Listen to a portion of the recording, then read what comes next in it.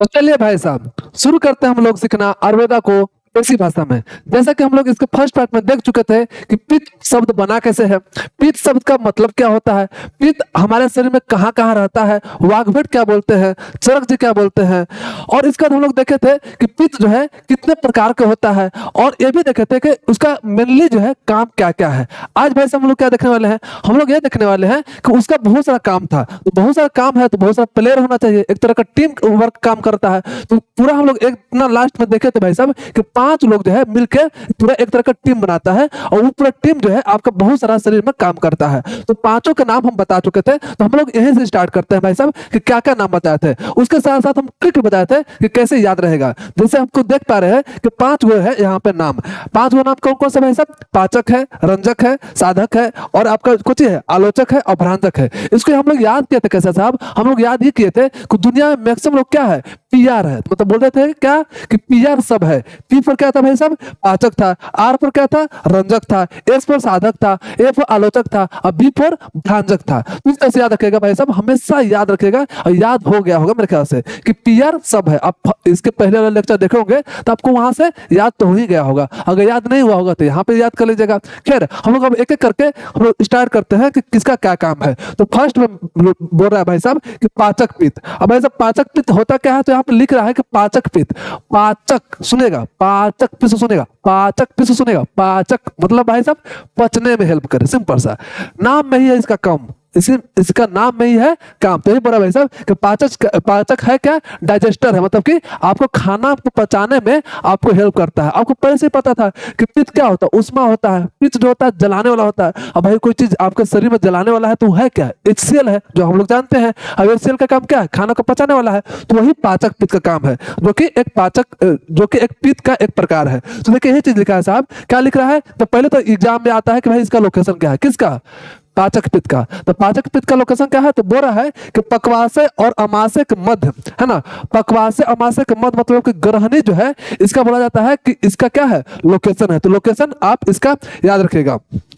अब बात आता है कि इसका फंक्शन क्या है, तो फंक्शन तो आपको पहले से समझ में आ रहा है भाई साहब कि फंक्शन क्या होगा, इसका फंक्शन आपको पचाने में होगा, आपको तो खैर नहीं पचाना होगा, खाना को पचाने में होगा। तो भाई सब खाने को पचाने में मतलब कि यही बोला है कि अन्न पाचन, मतलब कि अन्न पाचन करेगा। इसके बाद देखिए एक वर्ड लिखा है सार कीट विवेचन। अब समझिएगा कि सार कीट है क्या, इसके पहले लेक्चर में बहुत अच्छा से समझाया है, अगर आप देखे होगे तो बहुत अच्छा बात है, अगर नहीं देखे हो और फिर भी अगर नहीं समझाता तो फिर भी समझा देता है। सार और कीट 2 वर्ड है। देखिए होता क्या है कि जब आप कुछ चीज खाते हो, तो जब खाना खाते हो तो उसका क्या होता है कि एक एसेंस होता है, मतलब हमारा बॉडी को चाहिए। उसके साथ साथ क्या होता है कि एक्सक्रीटरी प्रोडक्ट बनता है जो हमारे शरीर से बाहर निकालना है उसको।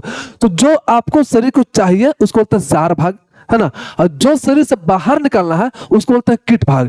तो ये जो अलग कर रहा है ना साहब, अगर मान लीजिए दोनों से एक में रहेगा तो आपका बॉडी को इफेक्ट करेगा, बॉडी को हार्म करेगा। इसलिए हमको क्या करना है, सार को अलग करना है, मतलब जो हमको चाहिए शरीर को वो अलग करना है, और जो शरीर से बाहर निकालना मतलब जो कीट है उसको अलग करना है। तो जो अलग करता है पूछा जाएगा कि सार और कीट को अलग कौन सा पित्त करता है, तो याद रखेगा कौन सा पित्त है, पाचक पित्त है ना। तो पाचक पित्त करता क्या है कि सार कीट का विवेचन करता है, विवेचन मतलब कि अलग अलग करता है। फिर बोला है कि पावर सोर्स। अब भाई साहब समझिए कि जो खाना को पचाएगा, समझिएगा फिर से, जो खाना को पचाएगा साहब वो क्या करेगा, एनर्जी बनाएगा, और जो एनर्जी बनाएगा वो क्या करेगा, एक तरह का पावर प्लांट जैसा काम करेगा, जो बाकी को क्या करेगा, एनर्जी प्रोवाइड करेगा। तो वही चीज बोल रहा है, क्या बोल रहा है कि पावर सोर्स है, जो कि चारों हम लोग जानते हैं कि टोटल कितना था, 5 पित्त है। तो वो जो आपका पाचक पित्त है, वो पाचक पित्त क्या है, एक एनर्जी क्रिएटर है। एनर्जी क्रिएटर कैसे है, क्योंकि पचाने में हेल्प कर रहा है, और जो खाना पचाएगा उसके पास एनर्जी होगा। तो ये जो करता क्या है कि चारों पित्त को, टोटल 5 पित्त था भाई साहब, तो चारों पित्त को जो है ये एनर्जी प्रोवाइड करता है। तो ये चीज लिखा है कि पावर सोर्स है, ठीक है।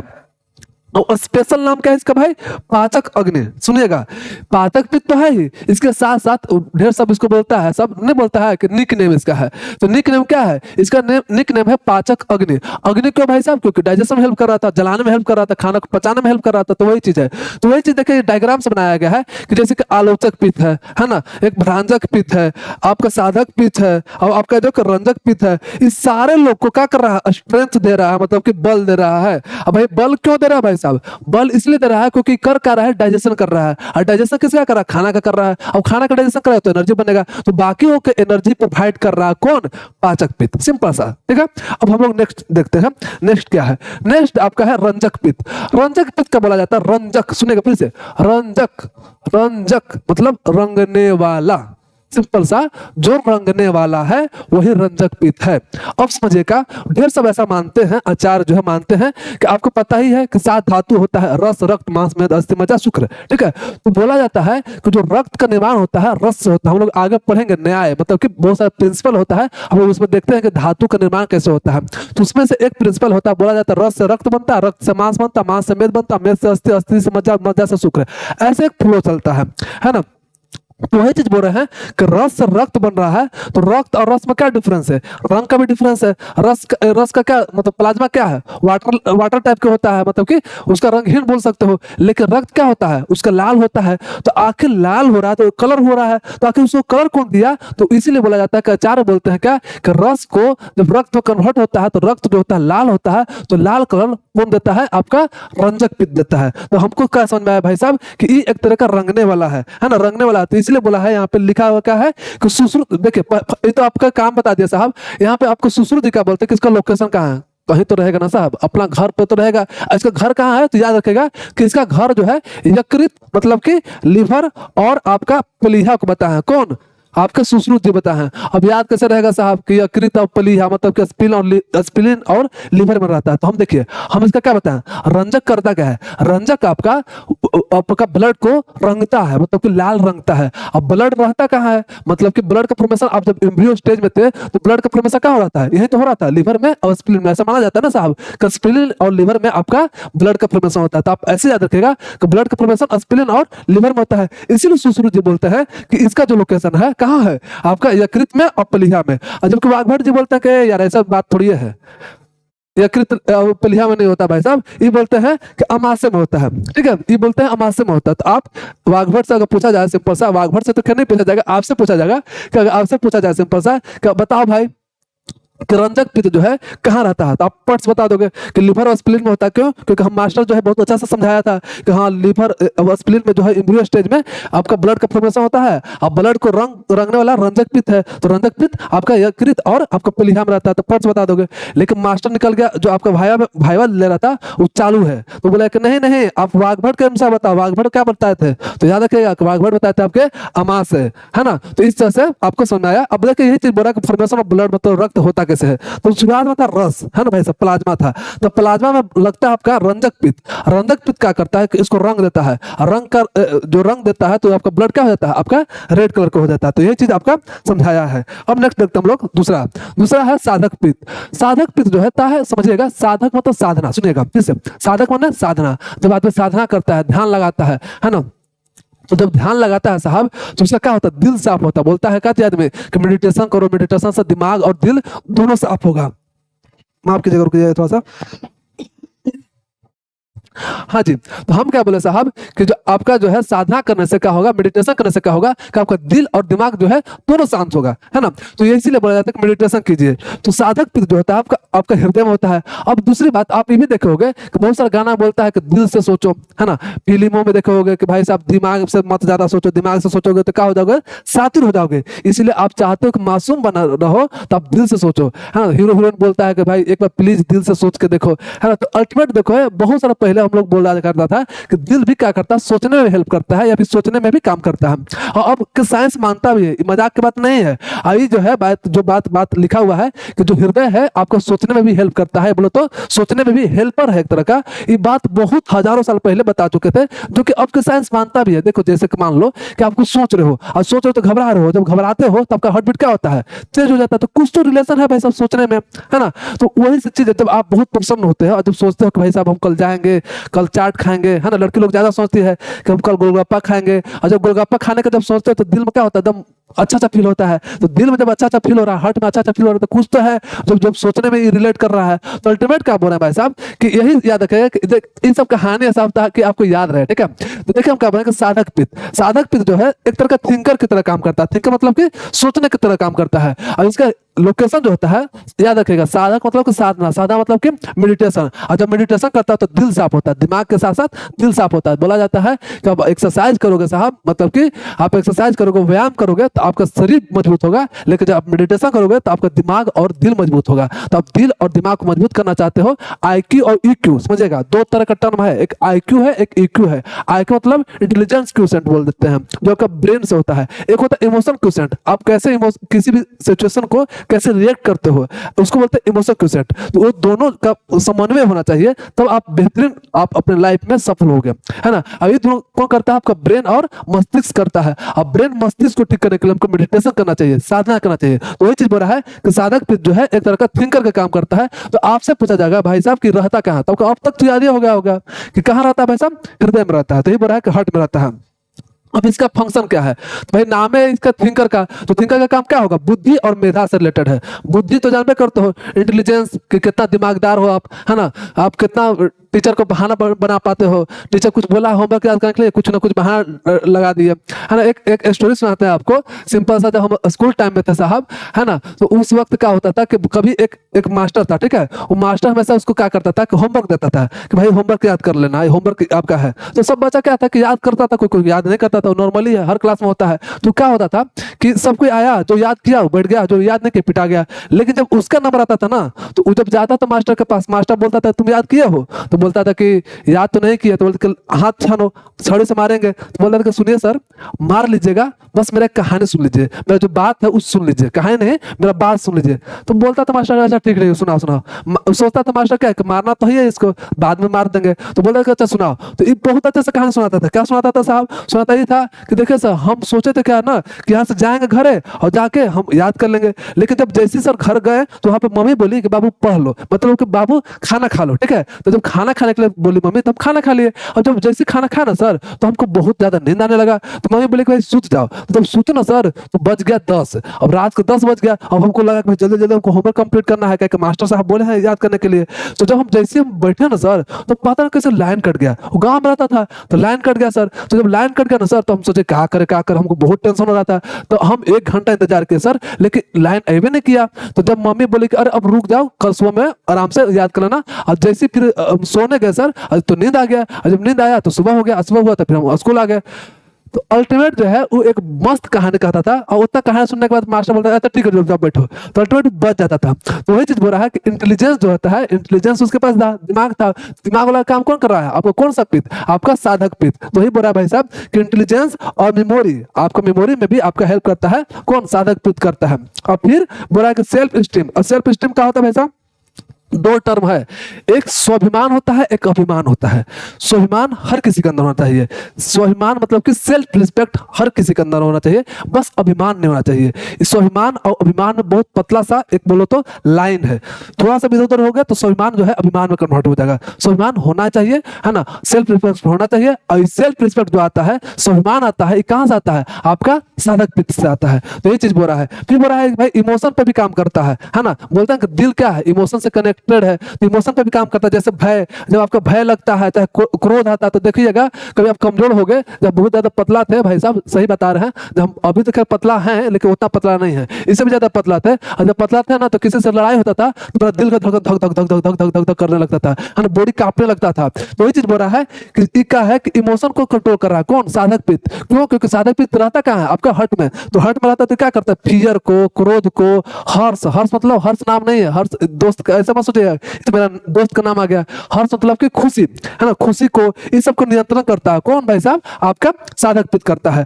फिर बोल रहा है कि गोल अचीवमेंट में भी हेल्प करता है, मतलब कि मनोरथ साधन, मतलब कि समझिएगा, बोलते हैं ना कि इस बार हम लोग को कुछ बेहतरीन करना है, अब ये फैसला दिल से लेते हैं। ये भी बोलते हैं हम लोग दिल से लेते हैं, तो दिल में क्या होता है कि जब आप बहुत अच्छा फैसला लेते हो या फिर बहुत अच्छा आपका गोल होता है, लक्ष्य होता है, तो आपका हर्ट जो होता है बहुत अच्छा लगता है, हर्ट को मतलब कि प्रसन्न होता है दिल। तो यही चीज बोल रहा है कि ये आपका क्या करता है कि मनोरथ साधन में भी काम करता है। तो एक तरह से समझो कि ये जो है सीईओ है। सीईओ क्यों है भाई साहब? क्योंकि थिंकिंग में और आपका डिसीजन मेकिंग में ये हेल्प कर रहा है। तो आपका बॉडी का सीईओ कौन है? आपका ब्रेन है। तो उसी तरह से समझो कि अगर पित्त का ब्रेन कौन है भाई साहब, तो आपका कौन है? आपका साधक पित्त है। तो साधक पित्त के बारे में बहुत अच्छा से बता दिया साहब।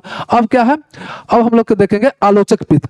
आलोचक, आप अगर थोड़ा बहुत हिंदी पढ़े होंगे तो है ना, तो आलोचक मतलब भाई साहब होता है क्या चीज?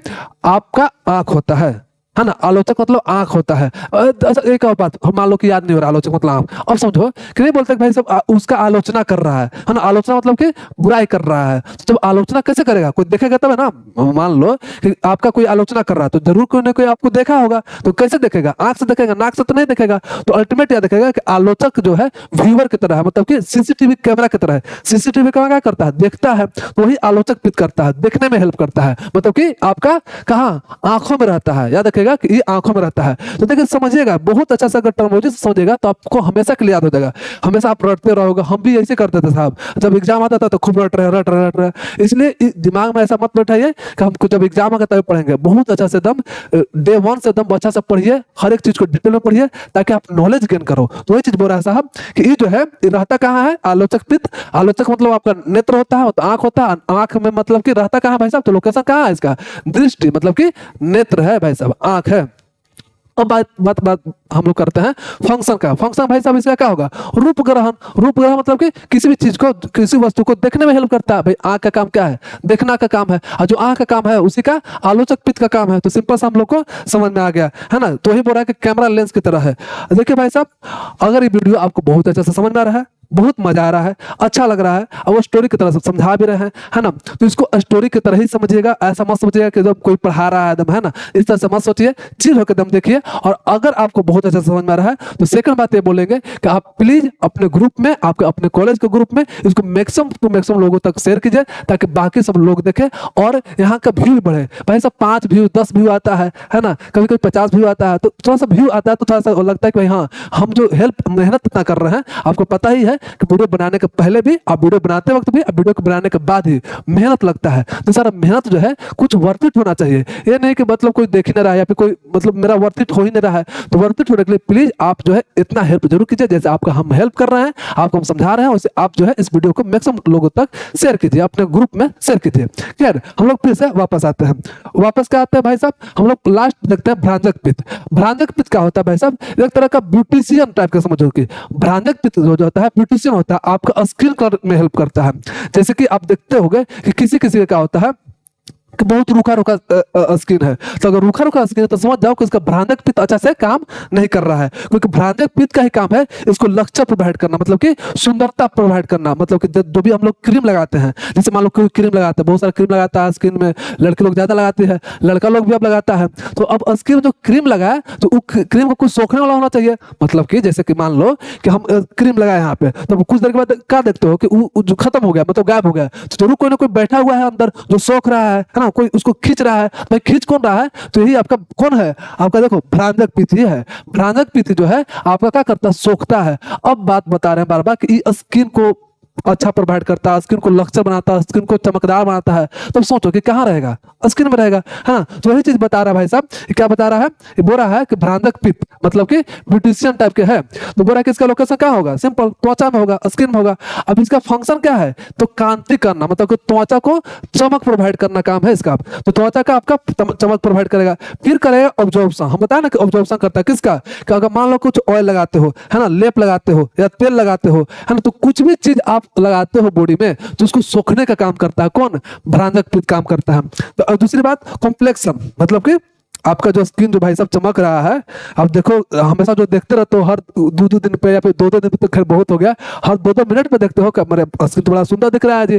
तो जो सुंदर दिख रहा है भाई साहब, ये कॉम्प्लेक्शन प्रोवाइड कौन कर रहा है? भ्रांजक पित्त कर रहा है। तो आप बहुत सुंदर होंगे। तो आप प्लीज रोज सुबह उठिए, आप भ्रांजक पित्त को प्रणाम कीजिए कि भाई साहब भ्रांजक पित्त आप ही हैं तो हम हैं, अगर आप नहीं तो हम कहाँ से रहेंगे, है ना। तो भ्रांजक पित्त आपका कॉम्प्लेक्शन प्रोवाइड करता है। तो इस तरह से हम लोग भ्रांजक पित्त पढ़ लिए। अब देखिए भाई साहब, अब तक जो है हम लोग देखे हैं कि पित्त जो होता है डाइजेशन में हेल्प करता है, पित्त जो होता है उष्ण होता है, हीट होता है।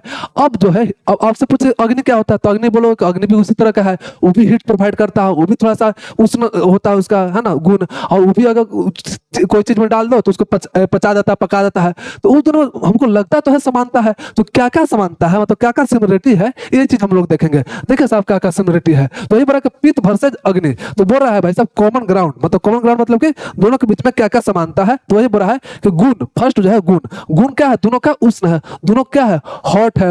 हॉट समझते हो ना, हॉट हॉट खैर मान लो गोली, हम बोलते हैं सिंपल से क्या है भाई साहब कि एक गुण है ना। अब फिर देखिए फंक्शन, फंक्शन इसका क्या होगा, तो इसका फंक्शन देखिए, चाहे अग्नि की बात करो चाहे आपका पित्त की बात करो, दोनों का फंक्शन आपका पाचन में हेल्प करना होता है, ये पाचन में हेल्प कर रहा है।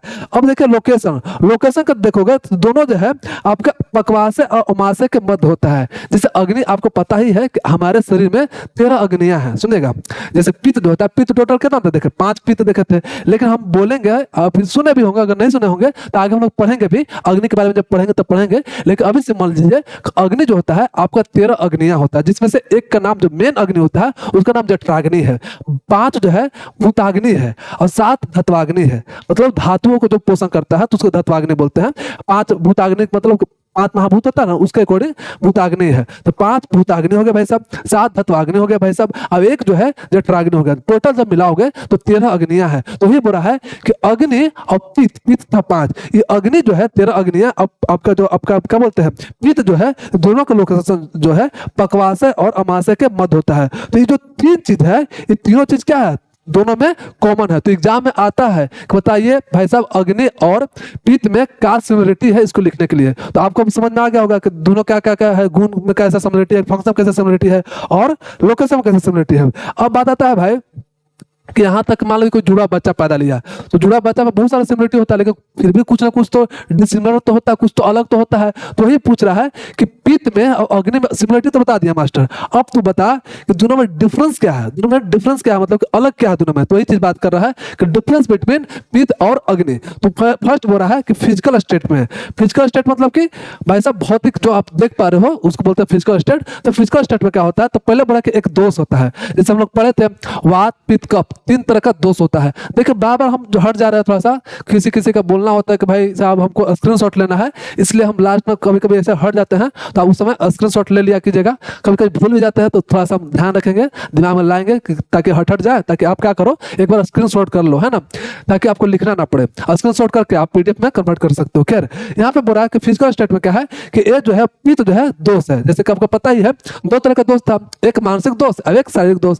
शारीरिक दोष 3 होता है, मानसिक दोष होता है 2 होता है ना। तो शारीरिक दोष में वात पित्त कफ है, तो आपको समझ में आया कि पित्त क्या है, एक तरह का दोष है। तो यही लिख रहा है कि ये जो है दोष है, ठीक है। लेकिन अग्नि जो है गुण है, क्वालिटी है, या बोलो तो शक्ति है ना, एक एनर्जी है।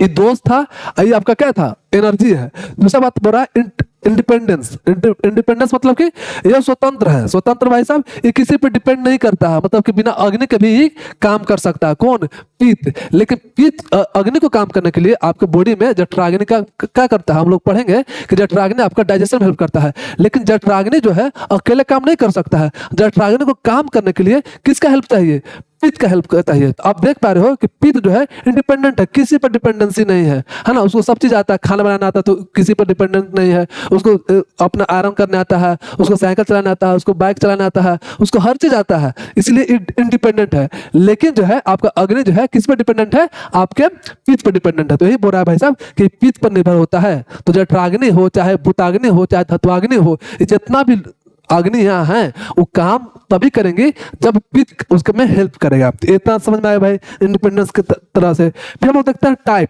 टाइप 5 तरह का होता है, जो भी हम पढ़ चुके, बहुत अच्छा से पढ़े, है ना। क्या था, एक PR सब है, PR सब है ना। तो अच्छा से हम लोग समझ गए थे, तो उस तरह से हम लोग 5 तरीके से पढ़ लेते हैं। और हम लोग देखेंगे 5 भेद होता है, यहाँ समझ में आ गया। और 13 अग्नि, 13 अग्नि में क्या क्या बताते हैं कि एक जठराग्नि है, 5 भूताग्नि है और 7 धत्वाग्नि है। तो ये 5 है, ये 13 है, ये डिफरेंस हुआ कि नहीं साहब, ये डिफरेंस हुआ। फिर डिजीज बता रहा है कि जो डिजीज है स्वतंत्र रूप से रोग कर सकता है, समझेगा भाई। जब स्वतंत्र है तो रोग भी स्वतंत्र तरीका से करेगा, ऐसे याद रखेगा। जब स्वतंत्र है तो रोग भी क्या करेगा, स्वतंत्र तरीका से करेगा। आपको पता ही है कि वात पित्त कफ जो है अगर आपके प्राकृतिक अवस्था में रहता है तो आपके शरीर को धारण करता है, इसको बोला जाता है पिलर, आपका बॉडी का पिलर है। लेकिन जब ये विकृत अवस्था में हो जाता है, जब आपके आप प्राकृतिक अवस्था में हो जाता है तो आपको बॉडी में क्या करता है, बीमारी पैदा करता है। तो समझ लो कि हीरो भी है और विलन भी होता है। लेकिन जो वात पित्त कफ है बीमारी पैदा करने के लिए किसी पर डिपेंड नहीं है, वो अपने आप में काबिल है कि आपको बीमार कर सकता है। लेकिन जो आपका अग्नि है वो अपने आपको बीमार डायरेक्ट नहीं करेगा, वो किसी से प्रकोपित होगा, इसके बाद बीमार होगा। जस्ट लाइक समझो क्या कि आप सीधा बाबू हो, है ना, सीधा बच्चा हो, तो आप जो है किसी को डायरेक्ट नहीं मारोगे, लेकिन आपका जो बदमाश दोस्त है वो आपको भड़का देता है ना। तो देखो आपका बदमाश समझिए सिंपल सा, आपका एक बदमाश दोस्त है ना, वो किसी से पूछता नहीं, वो बदमाश है, वो कोई कुछ किया थप्पड़ दे दिया, है ना, वो किसी से लड़ गया, तो इसको स्वतंत्र है, किसी को उसको हेल्प नहीं चाहिए, वही आपका पित्त है, वही आपका दोस्त है ना।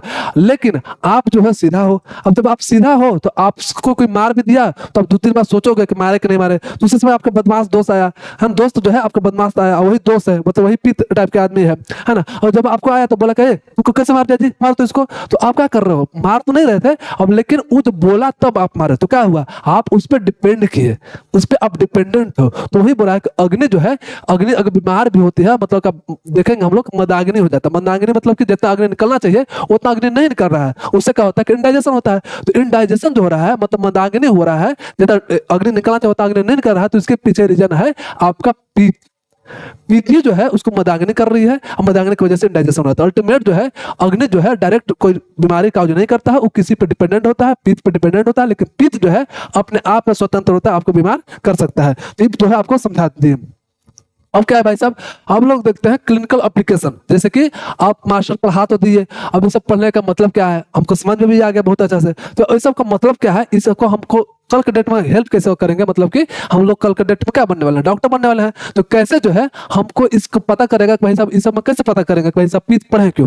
तो सिंपल से आपको पता चल गया कि पित्त जो है आपका स्किन टोन ठीक कर रहा है, आपका डाइजेशन में हेल्प कर रहा है ना। तो इस सारे चीजों में आपको देखने में हेल्प कर रहा है, आपका इंटेलिजेंस को कंट्रोल कर रहा है ना। साधक पित्त जो था उस सब चीज में आपका हेल्प कर रहा है। तो कल के डेट में कोई पेशेंट आता है, अब बोलता है कि डॉक्टर साहब हमको इंडाइजेशन का प्रॉब्लम हो रहा है, मतलब कि हमको खाना पच ही नहीं रहा है, और फिर वो आकर बोलता है कि डॉक्टर साहब हमको एसिडिटी का प्रॉब्लम है, तो आप समझ जाओगे कि अच्छा इसका पाचक पित्त खराब है। तो आप कब से पता चला, जब आप पढ़े तब ना साहब। अगर कोई मान लो कोई बोला कि भाई साहब देखिए ना मेरा रूखा रूखा स्किन है, या फिर बोलो तो पूरा स्किन जो है रेसेस हो गया है, पिंपल्स हो गया है, ये सब प्रॉब्लम हो रहा है हमको, तो आप समझ जाओ कि अच्छा इसका पित्त का प्रॉब्लम है भाई साहब। तो आप ये जो समझ पा रहे हो, कैसे समझ पा रहे हो, इसको पढ़ने से। तो इसका क्लिनिकल एप्लीकेशन ये सब है। तो ये चीज बोला कि वाई दिस मैटर, भाई साहब वाई दिस कोलावेरी दिस नहीं है साहब, ये वाई दिस मैटर है, मतलब भाई साहब इसका क्या मतलब है। हाँ जो पढ़े हैं उस सबका क्या मतलब है। तो बोल रहा है पहला कि ट्रीटमेंट ऑफ एसिडिटी, अगर कोई पेशेंट एसिडिटी का आता है तो आपको समझ में आ जाएगा भाई साहब कि ये क्या है, कि पित्त गड़बड़ाने की वजह से है, इसीलिए हम पित्त को ठीक करेंगे। इसलिए बोला जाता है भाई साहब कि जो आयुर्वेदा है ना जड़ से ठीक करता है। क्यों, क्योंकि जड़ पे ही जाकर काम करता है, जड़ को समाप्त करता है। तो ये चीज बोला है कि हम एसिडिटी से समझेंगे कि भाई साहब क्या है, पित्त जो है ज्यादा निकल रहा है। और जब इंडाइजेशन का प्रॉब्लम हो रहा है किसी को, तो समझ जाएंगे कि इसका क्या है, अग्नि लो है, मतलब कि लो स्किन है, लो स्किन बोल रहा है, लो अग्नि है। फिर बोला है कि अंडरस्टैंडिंग द स्किन डिजीज, बहुत सारा स्किन डिजीज होता है जो कि स्किन को ठीक कर रहा था, भ्रांजक कर रहा था। तो हम समझ जाएंगे कि अगर कोई डिजीज आ रहा है, स्किन डिजीज आ रहा है, तो हम समझ जाएंगे कि इसका भ्रांजक पित्त खराब है। तो भ्रांजक पित्त के लिए दवा आता है ना, जो भ्रांजक पित्त पर जाकर काम करता है, तो ऐसा दवा देंगे, है ना। ये विजन इशू, अगर विजन इशू किसी को हो रहा है, देखने में तकलीफ हो रहा है, तो हम समझ जाएंगे कि ये जो प्रॉब्लम हो रहा है आलोचक पित्त में हो रहा है। तो आलोचक पित्त को हम ठीक करने के लिए ऐसा सब बहुत सारा दवा आता है जो आलोचक पित्त को ठीक करता है। तो अल्टीमेट ध्यान से सुनो, हम वात पित्त कफ को ही ठीक करते हैं, उससे आपका शरीर बहुत अच्छा चलता है। अब भाई साहब हम लोग देखते हैं रिविजन कर लेते हैं 1 सेकंड में। अब बोलोगे भाई 1 सेकंड में कैसे करोगे रिविजन, 1 सेकंड तो बीत गया, मान लो 1 मिनट में कर लेते हैं, है ना, थोड़ा बहुत चलता है साहब, है ना। तो देखिए पहले बोल रहा है कि हम लोग डिफिनेशन देखे थे, कैसे देखे थे, ताप संतापे, है ना, जो शरीर में हीट प्रोड्यूस कर रहा है उसी को बोलते हैं पित्त। हम लोग फिर देखे थे इसका लोकेशन क्या होता है, तो कुछ लोग नाभि बोलते थे, कुछ लोग अमाशय बोलते थे। और कौन नाभि बोलता था, कौन अमाशय बोलता था, आप इस कमेंट में जरूर लिखो, क्योंकि अच्छा अगर आप बहुत अच्छे से देखोगे तो जरूर लिखेगा कि कौन जो है नाभि में बोलता था, किसका लोकेशन होता है, और कौन अमाशय बोलता था। अब 5 प्रकार का हम देखे थे कि पित्त जो होता है 5 प्रकार का होता है। और कौन कौन भाई साहब, PRSAB, मतलब कि कौन था? पाचक, रंजक और साधक, आलोचक और भ्रांजक। तो इस तरह से आपको टोटल पांचों पित्त जो है पढ़ चुके हैं। अब इस तरह से आपका जो है भाई साहब पूरा चैप्टर जो है समाप्त हो गया। अब प्लीज इसके बाद मेरा रिक्वेस्ट है साहब आपसे, अब देखते हैं भाई साहब बताओ, अभी हम जाकर देख रहे हैं कि कैसा मेरा अति फोकस हो रहा है। अब फोकस खराब भी हो गया होगा तो हम कुछ कर सकते हैं साहब? नहीं कर सकते हैं, दिमाग में कभी कभी अजीब काम करता है। खैर, तो हम क्या बोल रहे हैं कि अब से जो है, अभी से आप जाओ, है ना, आप बुक खोलो, आप पित्त को बहुत अच्छे से पढ़ो। जो जो समझ में नहीं आता है साहब, आप कमेंट में लिखो, उसको हम रिप्लाई करने का पूरा कोशिश करेंगे, है ना। तो इसी तरह से आप पढ़ते रहो और जिंदगी में मचाते रहो और कुछ बेहतरीन करो। तब तक के लिए धन्यवाद।